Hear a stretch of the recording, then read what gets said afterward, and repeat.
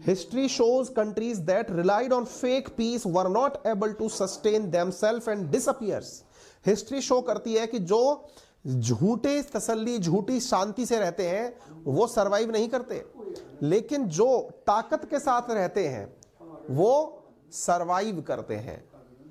इसका मतलब समझ रहे हो आप? यानी कि आप हमको अमेरिका वालों कहते रहे शांति से रहो, कोई दिक्कत नहीं है, न्यूक्लियर पीस ट्रीटी साइन कर ली, कोई दिक्कत नहीं है, 1991 में साइन करवाई थी, कोई दिक्कत नहीं है, कोई बात नहीं। तुमने वो बात तो सुन ली थी, लेकिन अब आगे भी सुन लो, इस दुनिया में सरवाइव वही करता है जो ताकत के साथ रहता है। अजी साहब, इस बात को तो हमारे दिनकर साहब ने पहले भी कहा है कि क्षमा शोभती उस भुजंग को जिसके पास गरल हो, उसका क्या जो दंतहीन विषहीन सरल हो। यानी आपके पास में अगर न्यूक्लियर वेपन नहीं है तो हम और आप भी आपको हल्के में ले रहे हैं, जबकि हमें पता है कि आपके पास में पैसा बहुत है, इतनी संसाधन, इतनी तरक्की है आपके पास में कि पर कैपिटा इनकम में आप हमसे कई गुना ऊपर हैं, लेकिन उसके बावजूद भी आपके पास न्यूक्लियर वेपन नहीं है। तो आपका पड़ोसी मुल्क जिसके पास खाने के दाने नहीं है वो आपको धमका रहा है और आप डर रहे हो।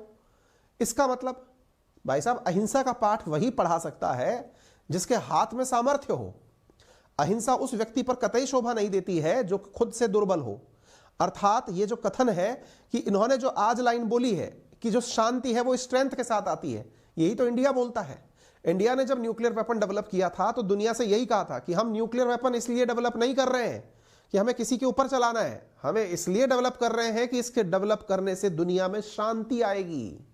दुनिया शायद इंडिया की वो बात समझ पाए। शांति कैसे आएगी कि इंडिया के पास न्यूक्लियर वेपन है तो आसपास के जितनी भी चिल्लर है वो शांति से बैठी रहेगी। क्यों? क्योंकि अधजल गगरी छलकत जाए।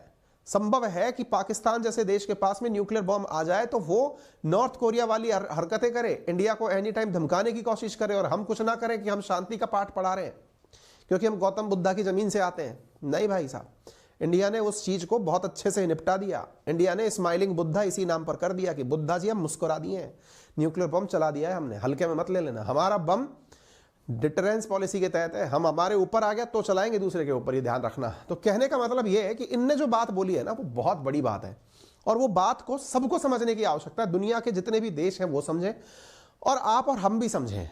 हम अपना अक्सर किसी भी साथ वाले के साथ या किसी भी दोस्त यारी के साथ, किसी भी पार्टनरशिप में हम सामने वाले के प्रति कितना निभकर चल रहे हैं, इस बात के दो मायने हैं।